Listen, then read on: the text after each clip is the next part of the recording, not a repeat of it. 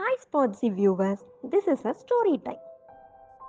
ஒரு சிறிய கிராமத்தில் தாமஸ் என்கிற அப்பாவும் பீட்டர் என்கிற மகனும் இருந்து வந்தனர்.